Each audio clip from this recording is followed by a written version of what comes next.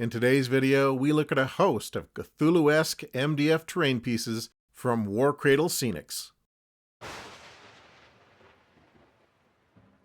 Well, hi folks, welcome to the channel. I'm Lee, your old hammered host. I'm here with Lynn. Hello. And today we're looking at some MDF terrain from Warcradle Scenics.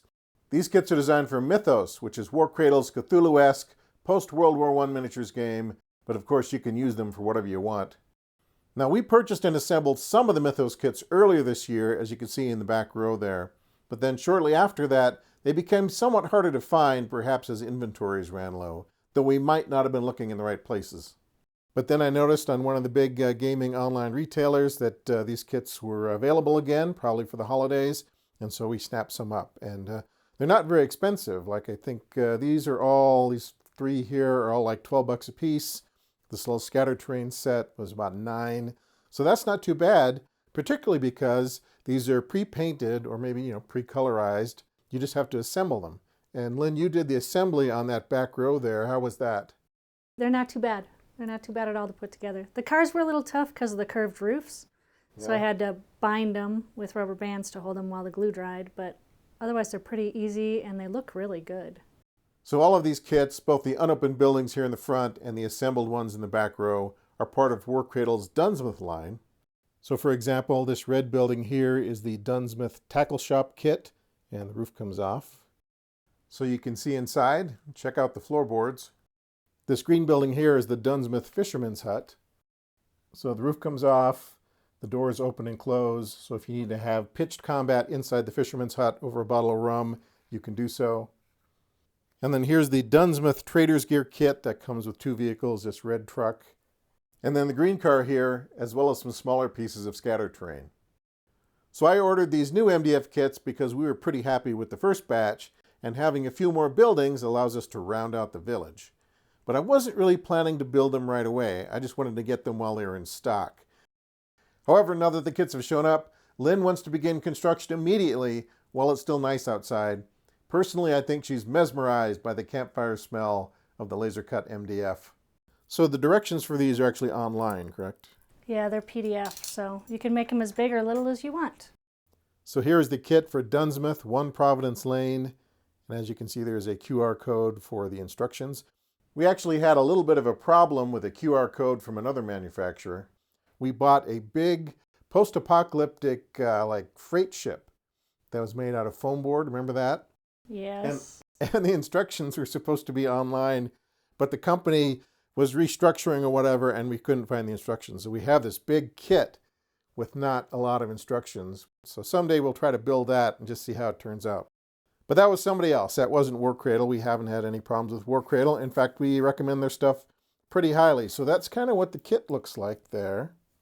So not a lot of different colors, but enough that you can just build it and then use it as is. You don't have to go into extra painting unless you want to add some additional details. And when you built the fisherman's hut and the bait shop and stuff like that, how long did that take you? The cars took the longest because they have more fiddly bits. There's lots of little tiny pieces in those. Right. But the houses don't take long. The benches are really quick. They're only 4 pieces. The crates are only 6 pieces. So the little scattered terrain pieces went pretty quick, and the buildings themselves weren't too bad. Nope. They got some pretty big pieces, as you can see here. Yeah. So once you complete your project here, we'll have 3 additional buildings, a clock tower, and then some smaller terrain pieces to round out our village of Dunsmouth. So we can have all kinds of Cthulhu-esque adventures or even gangster adventures here, because this looks a lot like a bootlegger's car to me. So maybe they're smuggling in the contraband from offshore, and then they have to get it out of this port of entry. And actually, if you allow for some creative license, this terrain is versatile enough to use anywhere from the Black Powder era up through modern day.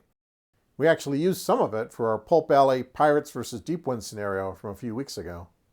Certainly it fits right into the Prohibition era, but with a little imagination, there's no reason why you couldn't use it for something later. Perhaps it's a ramshackle little village caught in the past with a terrible secret, right? Oh, yeah. Could be haunted. Could be a ghost town. All right, so Lynn, you got your wish. These are now all yours to do with what you will. So you can take them outside in the sunshine with your bottle of white glue and just go nuts, and we'll see what it looks like when it's all put together. Sounds good to me. Okay. Okay, here we are on the back porch. You have your white glue and your X-Acto knife, and you're punching out some parts. And this is for 1 Providence Lane, so we're not going to show all the buildings, just a couple of them, so people can get a sense for how the construction process went. So Lynn, people may look at all those parts and say, man, that is a more intricate build than I had anticipated. What did you think? Was it pretty easy to put together? Yeah, it's pretty easy to put together. It's easy to tell the backs from the fronts. The pieces are easy to punch out, they're well cut. You can easily tell which are the scatter and which are the building. The directions are very clear, even though it's mostly just pictures. Okay, it looks like the building is starting to take shape. Yep, it's got a couple of walls, 3 floors, and a working door. And just a short time later, Have all 4 walls and the balcony on now. Just need the roof and the rest of the accessories. No glue is used on that final wall, so your minis will have access to the inside if you wish. And here's our building complete with drain pipe, window box, balcony, fire escape, mailbox, and bench. And now I'm moving on to the Dunsmouth clock tower. This was a much easier build. There wasn't very many tiny pieces at all on this one. Here's the bottom floor. I like the way the white stone looks on this one. And the middle section has some really cool Gothic-inspired windows. And then we have the spire, which was much easier to build than it looks. so who lives in the top of the clock tower? Only the bell ringer knows. Okay, well, here we are, and look, Lynn, you built a town. I built a town. A scary little seaside town where the villagers kind of look like fish folk for some reason. So here it is. Here are the buildings all put together, and this took you, what, about 2 afternoons, right? Yep. So how were they to put together? Pretty good. There were a few fiddly little bits, like on the lanterns and such. Yeah.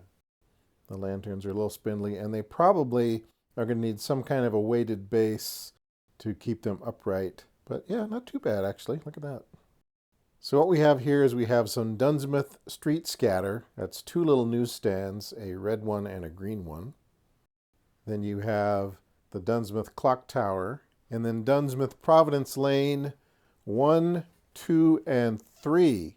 So I guess that is the sequence they're supposed to be set up in. So you have the 2 side houses and the 1 center house, and lots of little bits of scatter trains. So there's a couple of mailboxes, some folding signs, some benches, and stuff like that. So these buildings look great. There's a lot of details on there, but I'm afraid their destiny probably at some point is to be destroyed because they're not super sturdy. You know, they're kind of glued together with white glue, and so eventually someone's going to backhand them, drop them off a table, destroy them in transport, or something like that. But for now, here they are in all their glory. So there's a few little details like the doors work. You can swing them inward or outward. And you can actually kind of see inside there. There's floorboards and such. And the roofs come off of all of them. Let's take a look at that. So the roof comes off.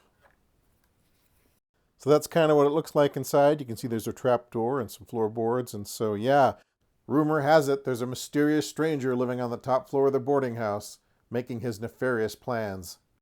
So these 3 Providence buildings each have a detachable wall section, which you can remove or leave in place, depending on your scenario.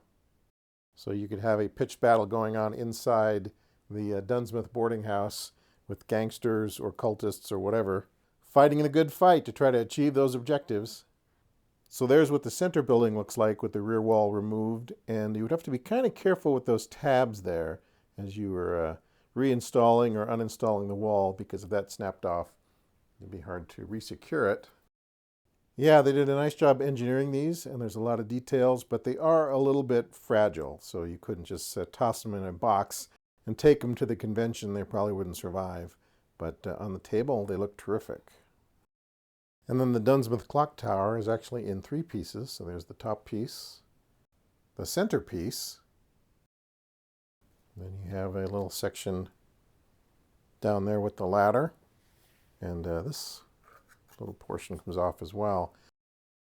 Yeah, if you were gung-ho about having some kind of objective hidden up in the peak of the clock tower, you could certainly do that, or you could just glue the whole thing together and have it be one solid piece. But there you go. That is the Dunsmouth clock tower. Okay, to show you how they all fit together, we've taken the taller Dunsmouth buildings that Lynn just built and positioned them behind the buildings we already had. This is the Dunsmouth Fisherman Shack. This is the bait shop. But they're all in the Dunsmouth line from Warcradle Scenics for their Mythos game, and actually any 28mm miniatures game that you care to play.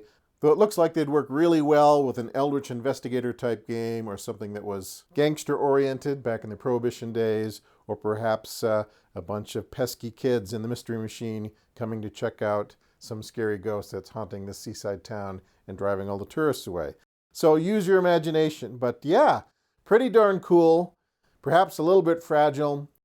I wouldn't necessarily take them to shows because they might not travel well. No, I don't think these things would travel well at all, so that's the trade-off, I guess. You get a lot of detail, they're not expensive, they're pre-painted, and well-engineered, pretty well designed in terms of the aesthetics, but not super sturdy.